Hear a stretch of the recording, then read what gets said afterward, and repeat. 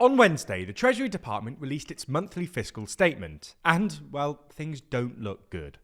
In the last 5 months, the US has run up a cumulative deficit of more than $1.1 trillion, the highest ever recorded, and even more than during the pandemic. So in this video, we're going to look at America's federal budget, why the deficit is ballooning, and whether the US could actually be on the cusp of a full-blown debt crisis.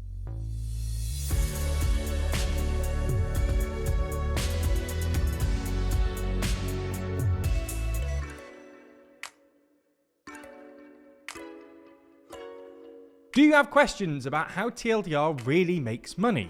Watch us respond to your criticisms in our dedicated criticism response video. It's linked in the description. So let's just start with a bit of context. As we've detailed in previous videos, Trump inherited a pretty messy fiscal situation. While American administrations usually run budget deficits, the last time the US ran a surplus was way back in 2001 under Bill Clinton.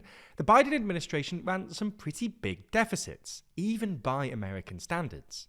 The deficit fell from 12% to 5% of GDP after the pandemic, but actually rose above 6% in 2023 and 2024. For context, the 6.4% deficit the US ran in 2024 was the largest in the OECD apart from Israel, more than double the Eurozone average and more than 3 times the 2% average for the other advanced economies. During the campaign, Trump didn't really talk about the deficit, largely because his stated program of tax cuts without spending cuts — Trump ruled out cutting Social Security, Medicare or Medicaid on multiple occasions — would require even more borrowing. The one caveat here is Elon Musk's Department of Government Efficiency, commonly known as DOGE, which Musk originally promised would save $2 trillion by rooting out waste, fraud, and abuse. Given that in 2024 the US spent $1.8 trillion more than it received in taxes, this would essentially balance the budget. However, as we explained in a recent video, DOGE's preliminary results have been underwhelming, and their own stats admit they've only saved a few $billion. This was made glaringly apparent on Wednesday, when the Treasury Department released its monthly statement. According to that report, in February alone, the US ran a $307 billion deficit, with $603 billion in spending and $296 billion in tax receipts. Astonishingly, this means that the government borrowed more than it received in tax receipts last month. On top of that, in the fiscal year to date, that is, the 5 months up to February, because the American fiscal year starts in October, the government has run an eye-watering $1.15 trillion deficit. For context, that's about $8 billion a day, 17% more than the same period last year, after adjusting for calendar differences, and actually the highest ever recorded, even more than the government borrowed between October 2020 and February 2021, during the depths of the pandemic. Now, of course, much of this overspending is a consequence of Biden's policies, not Trump's. But Trump's stated policies will probably make things worse.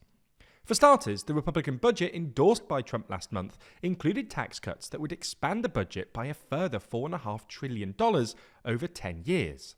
While House Republicans claim the budget also includes $2 trillion in savings, around $900 billion of that is supposed to come from the Energy and Commerce Committee, and it's hard to see how they'd get to that number without cutting Medicaid, which Trump has ruled out.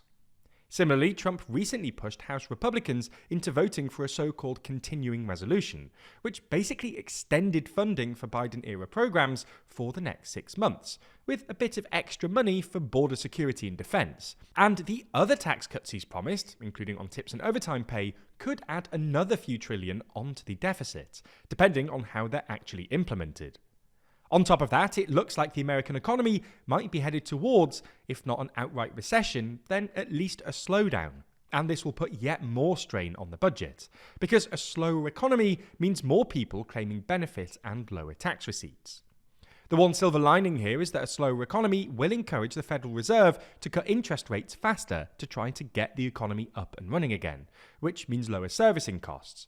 But, well, this is a pretty meagre silver lining. The final thing worth mentioning is that both Trump and DOGE have said that they want to fire a few thousand workers at the Internal Revenue Service, or IRS, which is responsible for essentially collecting taxes.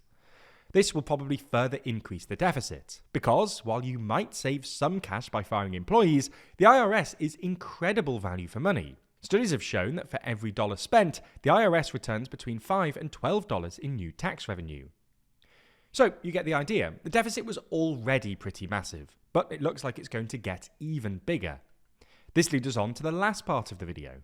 How does this end? Is the US at risk of a debt crisis? Well, unfortunately, there's no answer to this question. Some people think a debt crisis is imminent, and some people think the US can essentially keep printing dollars and issuing debts forever. Nonetheless, even if we can't give a clear-cut answer to this question, we would like to point out two things Trump might want to worry about. First, debt servicing. Higher interest rates have made paying off the interest, or servicing, America's pre-existing debt pile, which now stands at over 120% of GDP, pretty expensive.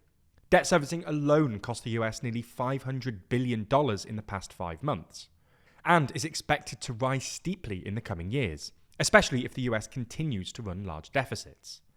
If this continues, or even accelerates, there will come a point where the US enters the beginnings of a debt spiral, where high servicing costs force the US to issue more debt, which increases servicing costs, etc. Second, the dollar's reserve status. The US gets to borrow as much as it does because the US dollar is the world's reserve currency, and US bonds, commonly known as treasuries, are the world's safe asset of choice.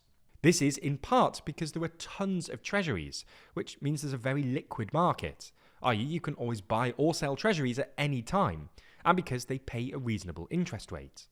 While there are reasons to be sceptical of the idea the dollar might actually lose its reserve status anytime soon, it's still the most popular reserve currency by some distance.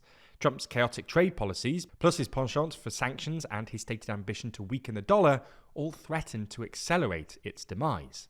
If investors suddenly decide America is no longer the beacon of economic stability and prosperity it once was, we could see a shift away from treasuries towards other bonds, maybe German or Chinese bonds, which are expected to see significant issuance in the coming years.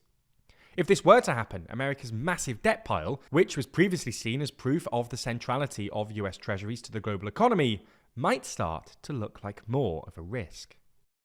Like a lot of things, this whole situation is very much in a state of flux. With Trump breaking international alliances and fundamentally changing geopolitics, the world has certainly felt more stable. Every day we're faced with weird headlines from Trump's trade war with Canada and Mexico, and Elon's not quite so efficient Department of Government efficiency, or Trump declaring war on Mars to try and regain some international allies. Okay, that one might not be real. But we do dive deep into the chaotic world of US politics in our series, WTF USA. That's our series where we explain everything that's happened in the land of the free. With Trump behind the resolute desk, the number of WTF moments only looks likely to increase. Unlike some of our other serious videos, the tone of WTF USA is more light-hearted, and takes something of an irreverent look at what's going on. If you're interested, WTF USA can be found exclusively on Nebula. Nebula is also the home to other uplifting content, including the new series Abolish Everything. This comedy panel show sees comedian abolitionists roast a pet peeve they want banned from society, while a panel of improvisers dubbed the political establishment argue on behalf of the status quo. It's a lot of fun and genuinely a hilarious new show from the Wendover team. If you didn't know, Nebula is an independent creator-owned streaming platform that specializes in thoughtful content from creators like Wendover Productions, Neo, and Real Life Law. It's not just WTF USA either. You can also watch every normal TLDR video on Nebula ad-free, and in some instances before they even land on YouTube. If you're not a member already, click our link in the description to get 40% off. That's just $36 for a year or $3 a month. We really hope you check out the series, and as always, thanks for your support.